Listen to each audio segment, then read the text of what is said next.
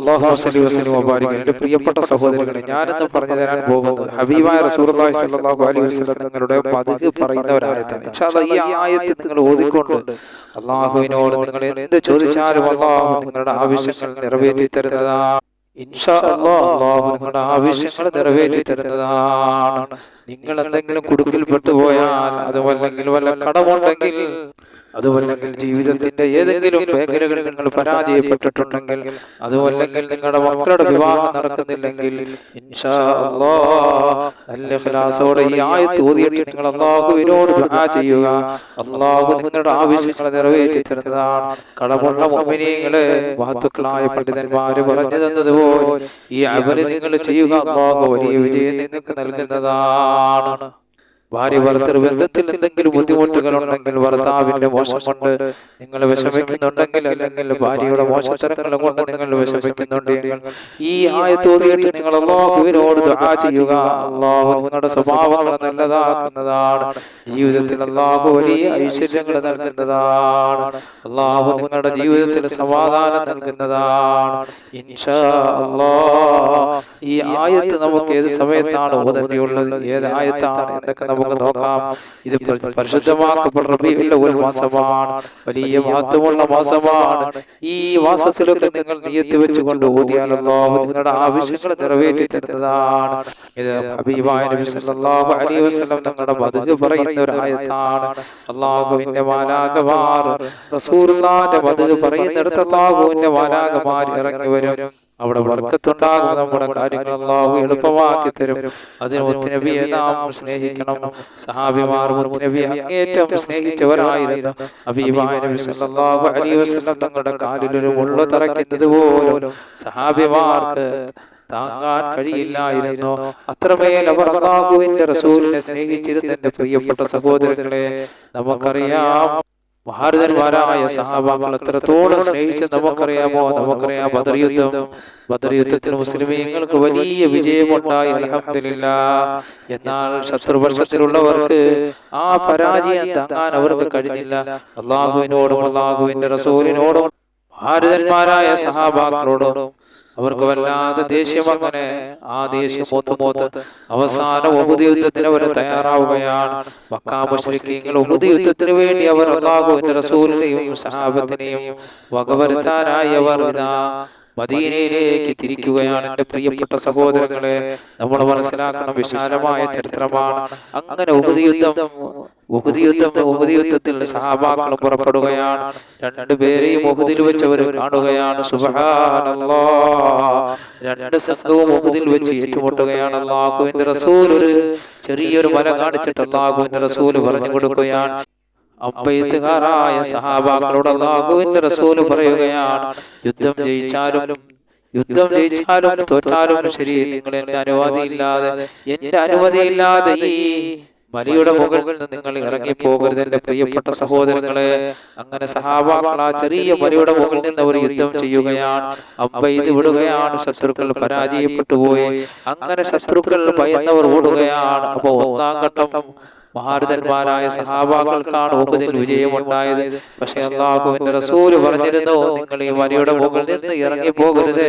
എന്റെ പ്രിയപ്പെട്ട മുഅ്മിനീങ്ങളെ, നിങ്ങൾ മനസ്സിലാക്കണം, മുത്തനബി സല്ലല്ലാഹു അലൈഹി വസല്ലം തങ്ങളുടെ വാക്ക് മഹാരഥന്മാരായ സഹാബാക്കൾ അല്പം ലംഘിക്കുകയാണ്. അവർ കൂടിയാലോചിക്കുകയാണ്. പക്ഷേ യുദ്ധത്തലവൻ അവിടെ നിന്ന് പറഞ്ഞ്, നിങ്ങൾ ഒരിക്കലും ഈ മലയുടെ മുകളിൽ നിന്ന് ഇറങ്ങിപ്പോകരുത്. അല്ലാഹുവിന്റെ റസൂല് പറയുന്നത് വരെ നബി സല്ലല്ലാഹു അലൈഹി വസല്ലം തങ്ങളുടെ അനുമതിയില്ല നമ്മൾ ഒരിക്കലും ഇവിടെ നിന്ന് ഇറങ്ങിപ്പോകാൻ പാടില്ല. എന്റെ പ്രിയപ്പെട്ട സഹോദരങ്ങളെ, നമ്മൾ മനസ്സിലാക്കണം.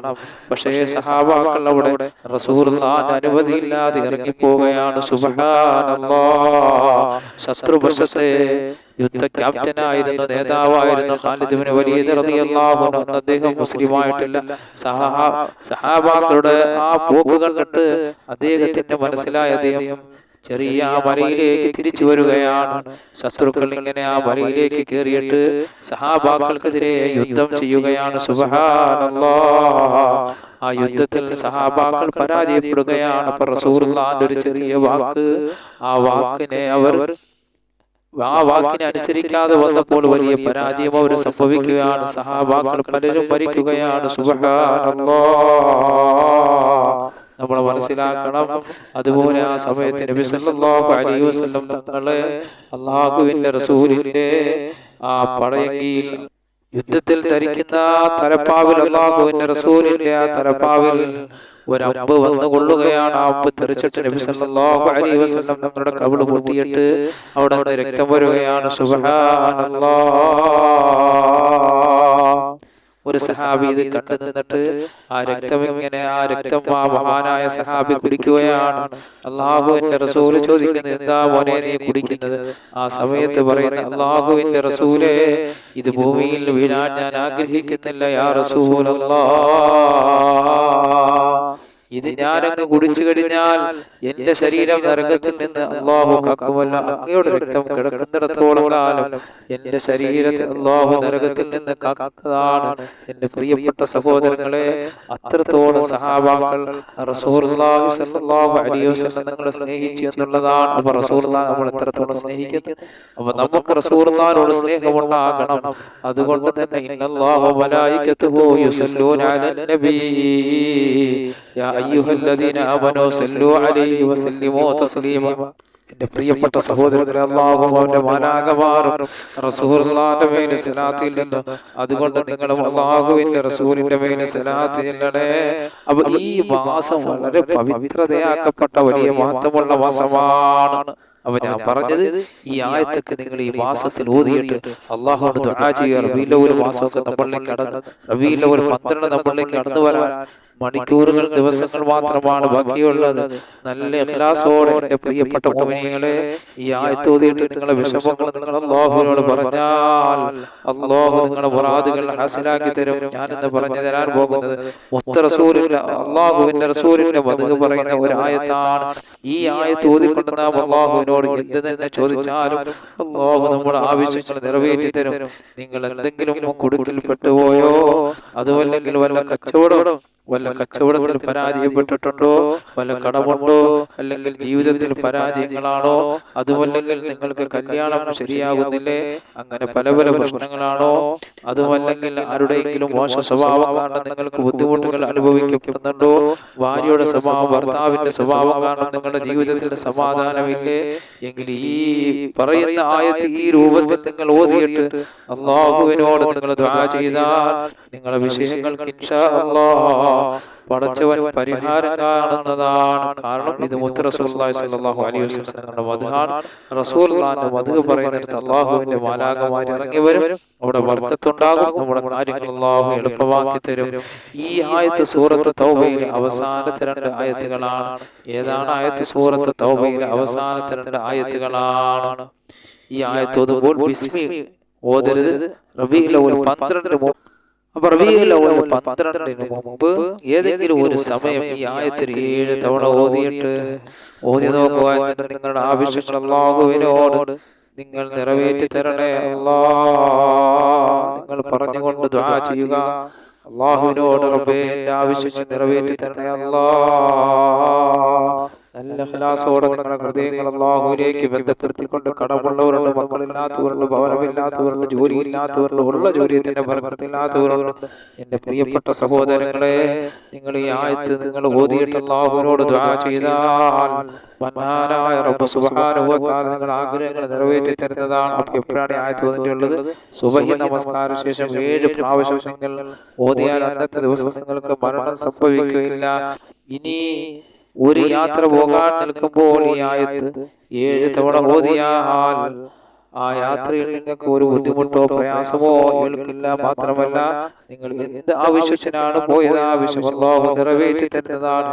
ഇനി മഗ്‌രിബിന് ശേഷമാണ് ഈ ആയത്ത് ഓതുന്നതെങ്കിൽ സിഹ്ർ, മാരണം, ആഭിചാരം, പൈശാചിക ഉപദ്രവങ്ങൾ ഇതൊന്നും നിങ്ങൾക്ക് ഏൽക്കുകയില്ല ഇൻഷാ അല്ലാഹ്. അപ്പൊ എല്ലാ ദിവസവും പതിവായി 7 ദിവസം നിങ്ങൾ ഓതിയാൽ എല്ലാ നിലയ്ക്കും നിങ്ങൾക്ക് ഉയർച്ച കിട്ടും.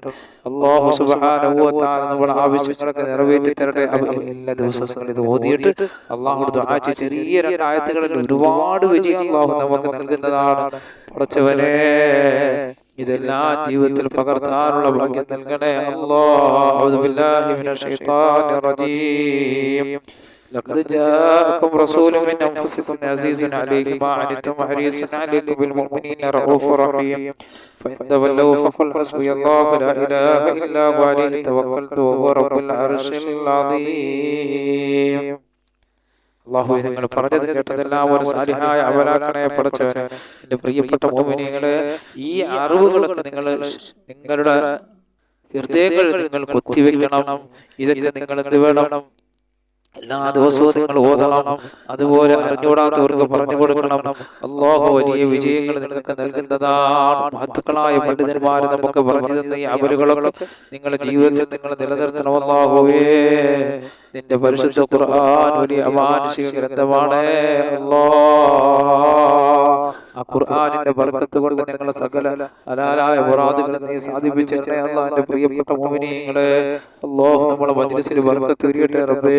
നീ സർവ്വ ഐശ്വര്യങ്ങളും നൽകണേ അല്ലാഹ്. അൽഹംദുലില്ലാഹി റബ്ബിൽ ആലമീൻ. اللهم صل على سيدنا محمد وعلى ال سيدنا محمد. റഹ്മാൻ റഹീമായ അല്ലാഹുവേ, പ്രപഞ്ച സത്താവായ പടച്ചവനെ, കരുണക്കടലായ അല്ലാഹ്, നിങ്ങൾ പറഞ്ഞതും കേട്ടതെല്ലാം ഒരു സാലിഹായ അമലാക്കണേ അല്ലാഹ്. ഞങ്ങളുടെ രോഗങ്ങൾ ശിഫയാക്കണേ അല്ലാഹ്. ഞങ്ങളുടെ മരണപ്പെട്ടവർക്ക് മാഫി ചെയ്യണേ അല്ലാഹ്. ഞങ്ങളുടെ കടങ്ങളൊക്കെ വീട്ടിൽ തരണേ അല്ലാഹ്. ഞങ്ങളുടെ കൂട്ടത്തിൽ ഭവനമില്ലാത്തവരുടെ ഭവനം നൽകണേ അല്ലാഹ്. വിവാഹപ്രായമെത്തിയ മക്കളുടെ സാലിഹീങ്ങളായ ഇണകളെ നൽകണേ അല്ലാഹ്. ജോലിയില്ലാത്തവർക്ക് ജോലി നൽകണേ അല്ലാഹ്. ദാരിദ്ര്യം എന്ന മഹാവിപത്തിൽ നിന്ന് ഞങ്ങളെ കാക്കണേ അല്ലാഹ്. ഞങ്ങളെ കടങ്ങളൊക്കെ വീടണേ അല്ലാഹ്. കേസുകളിൽ നിന്ന് കള്ള കേസുകൾ ഞങ്ങളെ രക്ഷപ്പെടുത്തണേ അല്ലാഹ്. പടച്ചവനെ, ഞങ്ങളെ കച്ചവടത്തിൽ, ഞങ്ങളുടെ ജോലിയിൽ, ഞങ്ങളുടെ തൊഴിലെല്ലാം ബർക്കത്തിലാർത്തണേ അല്ലാഹ്. ആകാശത്ത് നിറങ്ങുന്നതും ഭൂമിയിൽ നിന്ന് മുളയ്ക്കുന്നതുമായ സർവ്വ ആപത്തുകളെ തൊട്ട് വിപത്തുകളെ തൊട്ട് ഞങ്ങളെയും ഞങ്ങളെ മക്കളെയും അല്ലാഹുവേ ഞങ്ങളോട് ദുആ കൊണ്ട് വസിയത്ത് ചെയ്ത് എല്ലാവരെയും നീ കാക്കണേ അല്ലാഹ്. റബ്ബനാ ആതിനാ ഫിദ്ദുനിയാ ഹസന വഫിൽ ആഖിറതി ഹസനത വഖിനാ അദാബന്നാർ. അല്ലാഹുമ്മ സ്വല്ലി വസല്ലിം വബാരിക് അലൈഹി.